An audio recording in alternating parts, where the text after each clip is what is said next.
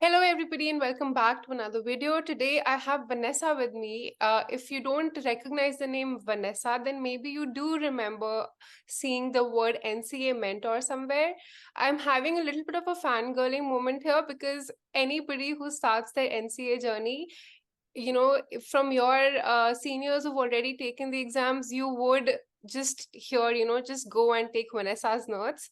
So here I have Vanessa here with me today, and we'll be trying to answer some of your questions regarding the preparation and the attempt strategy, how to take your NCA exams, how to study for it the right way. So, hi Vanessa, how are you doing today? Hi, I'm doing great. That was a really sweet introduction. It made me blush a little bit. I'm not gonna lie. I wasn't expecting it. No, That's I was very nice of you to say. actually going to say she's done BPA, MBA, she's done B.Ed, she's done law, she's a teacher and she's a mentor, and she's been in this for the past almost 4 years, I think now. It's been, I would say actually the first couple of classes I started teaching, the first couple of students I started assisting were back in 2018. So it's going on almost 6 years, 5 years for sure though. So I'm sure anybody who's watching this video right now would want to know your journey. How were your NCA exams? How was that experience for you? And what got you into teaching instead of just working as a lawyer? Yes, for sure. So my journey was a bit different. I was in a different circumstance than perhaps, most students. But I've definitely come across a lot who were under the same circumstances as me.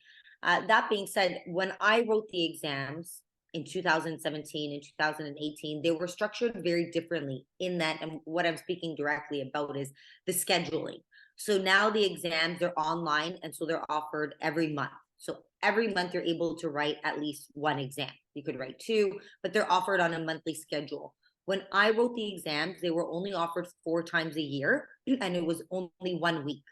Okay. So, for instance, if I can recall that far back, I remember writing, I think, in November, and I wrote Monday, Tuesday, Wednesday, Thursday, back to back. And then I wrote the next set, and it was the same thing because I was assigned 7 exams because I did the 2-year graduate entry program in the UK at Brighton. So when I wrote them, it was a completely different ball game, and they were all in person. Oh, okay. So the dynamics have changed a lot, right? Now they're online. I don't see them ever, reverting back to being in person just due to the accessibility. There's people from all over the world who write these exams, and it's a lot more accessible for them to write them online. I remember I had students back 5, 6 years ago who actually traveled to Canada just to write the exams. They used to have centers that you could write them at as well, but some places didn't have those centers. So I think for complexity's sake and to open up the opportunity to everyone, the online format is a lot more fair, right, for quality purposes. And sorry, what was the other part of your question? How did you get into teaching? So I've always been a teacher my whole life. I did my undergrad in business, and then I went on to get my teaching degree at OISE, University of Toronto, downtown. And I've always been super passionate about teaching. It's really at the core of me that gives me the greatest amount of satisfaction, to be honest with you. And even though I had pursued other professions as well, I was in marketing before. I did my MBA, as you had mentioned. I did part of my PhD actually as well.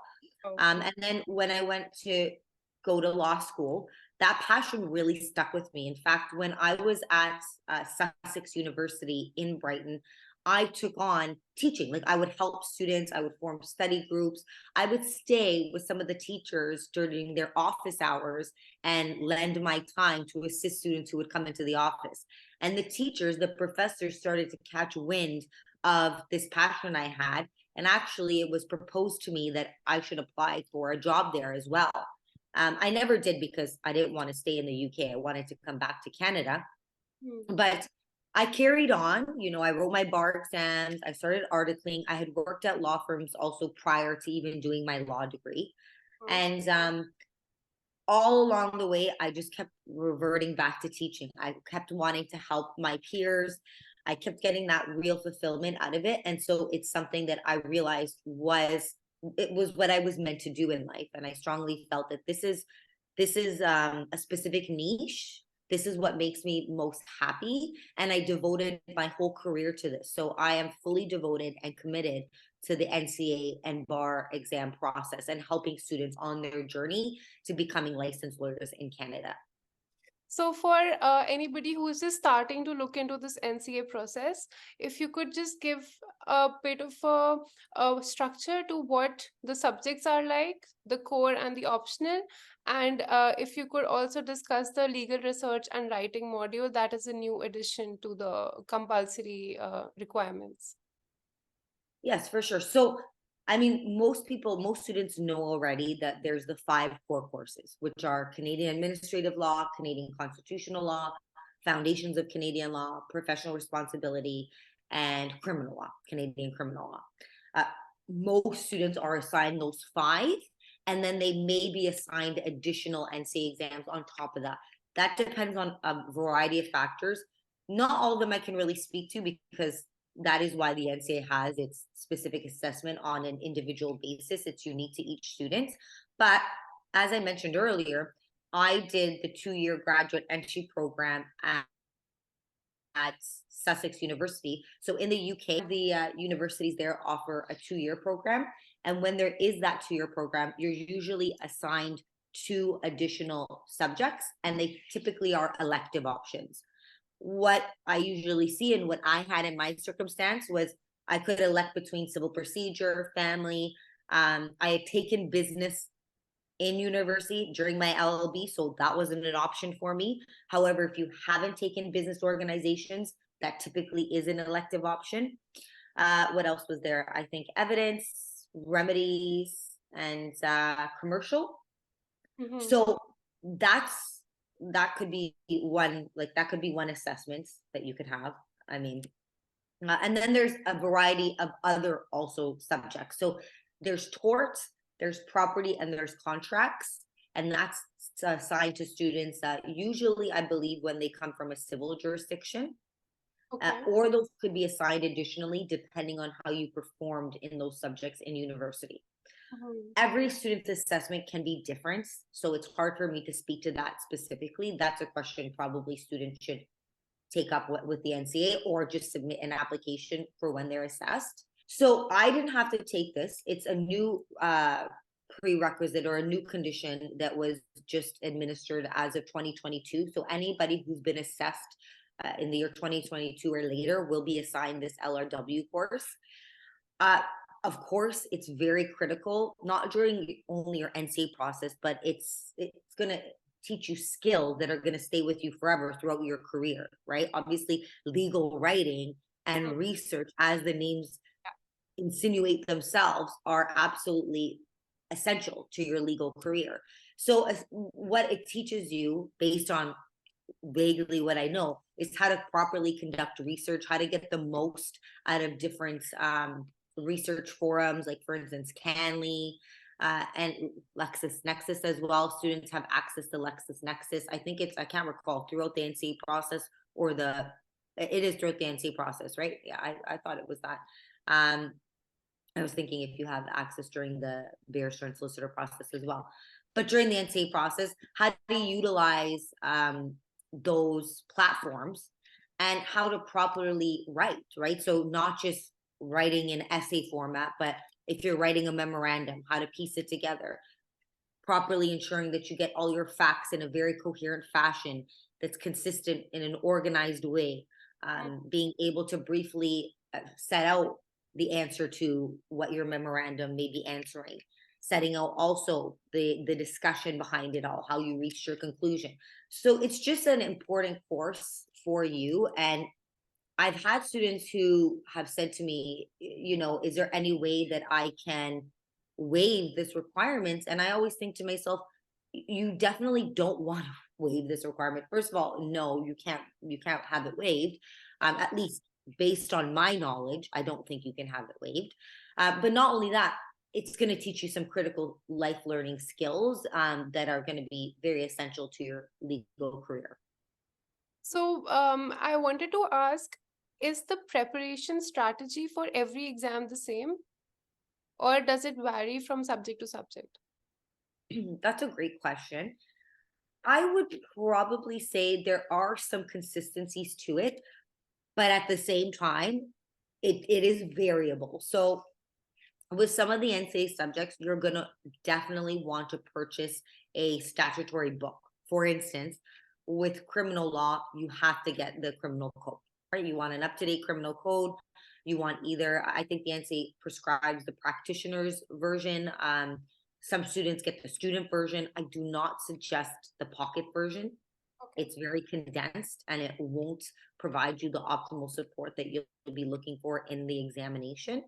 So with the criminal code, with the criminal law course, it's really about dissecting offenses, being able to utilize your criminal code, knowing how to extract meaning from the offenses, knowing, understanding what actus reus means, what mens rea means, and its applicability to the different offenses. So that's a very different strategy, for instance, than foundations, where we're analyzing and we're dissecting academic articles and scholarly work to truly comprehend the thrust and main theme of the article and the takeaways and how those takeaways correspond and correlate with the syllabus. And I'm actually currently hosting live foundation classes right now, and I'm actually going to be hosting a workshop on October 21st for anybody who wants to join. So the strategies will vary, yes, for sure. All exams take dedication and they take time. As you know, you've successfully completed some exams yourself. All the exams are going to really push you to critically think.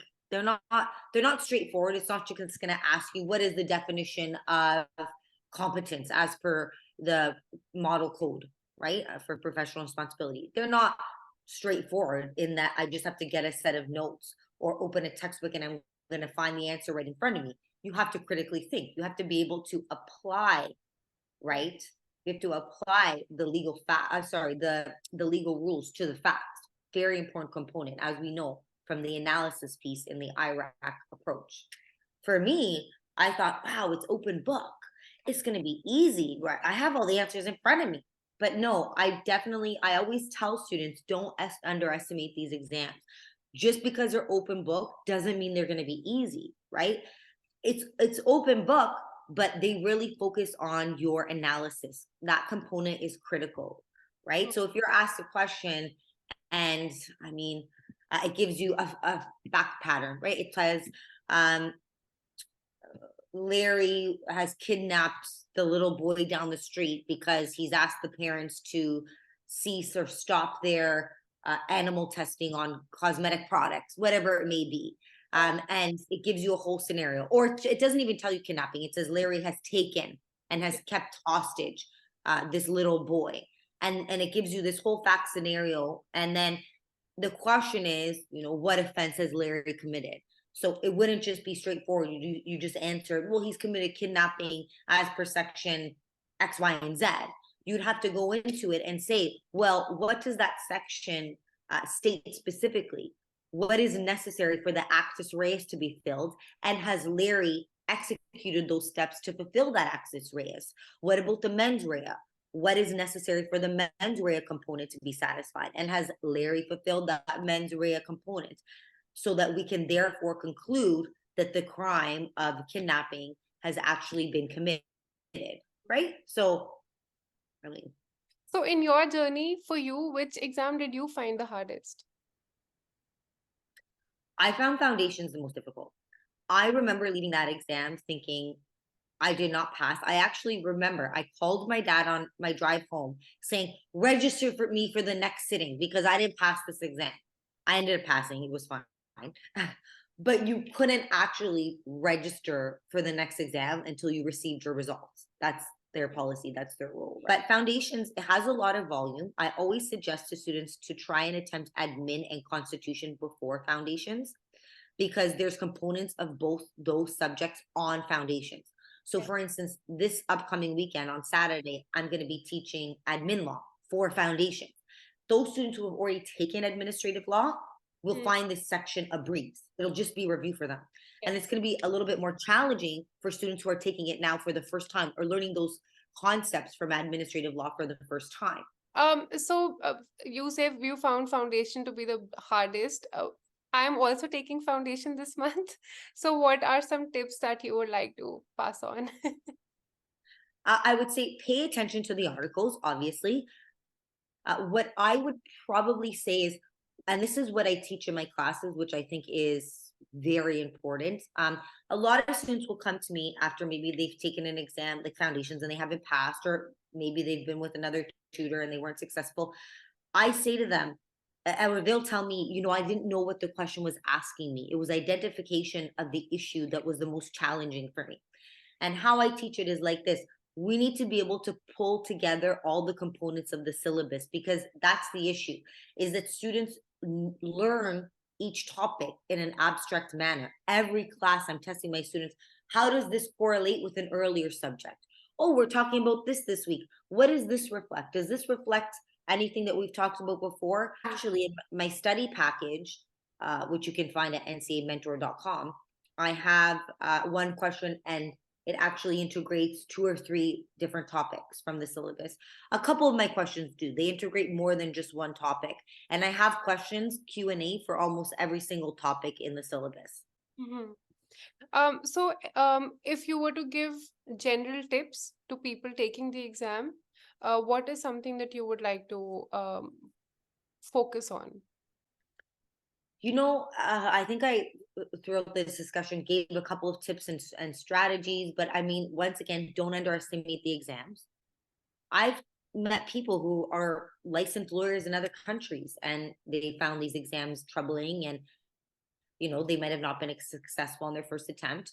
So if you don't take them seriously, then you might find yourself in a situation where you have a result that isn't favorable. And what I notice when someone doesn't pass an exam is it's very disheartening, and they get discouraged. And that discouragement, then they feed into it, and it becomes this whole negative vibe where they they keep going on, and it's like they almost keep failing that same exam, because in their mind they're like, I can't do it. I can't believe that it's defeated me. These are exams, and you can do it. You know what? Anybody who's done a law degree, writing these exams, it's, I don't want to say it's no different, because there are variances, but if you can put your same degree of commitment to it and devotion to studying, you should be fine, right? And strategy, once again, make sure that you have the proper, if you need a code, the model code you need for PR, always have it printed out.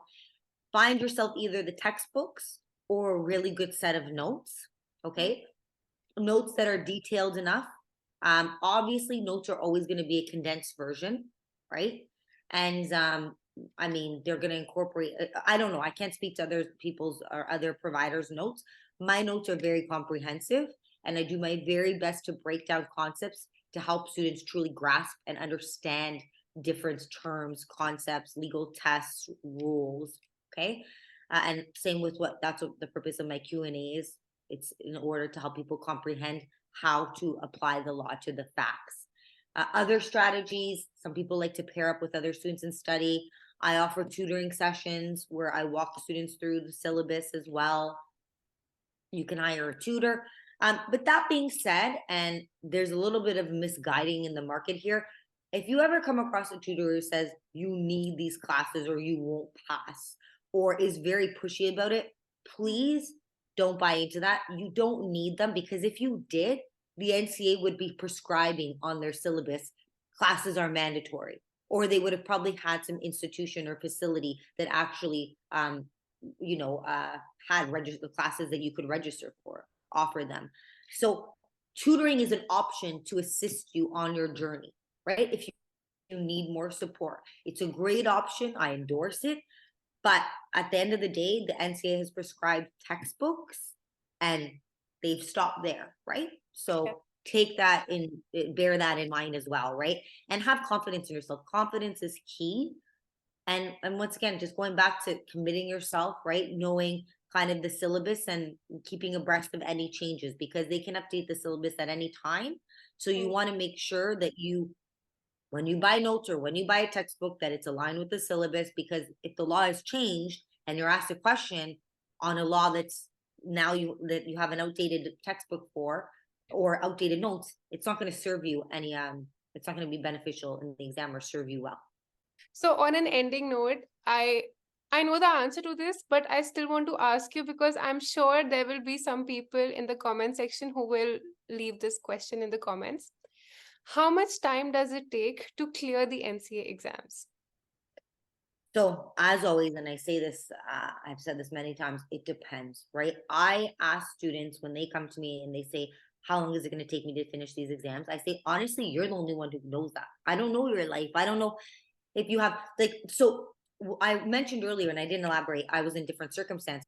So when students say, can I write 2 exams in a month? I go, oh, hell yeah. Yes, you can write 2 exams. I wrote 4 in 1 week. And I was working, like I said, 4 jobs at the time. So is it doable? You can do anything you put your mind to. Literally, the sky's the limit.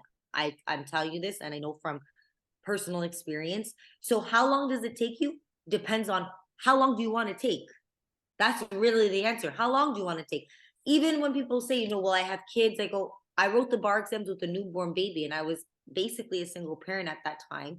And I go, and it was a lot. I was navigating being a mother.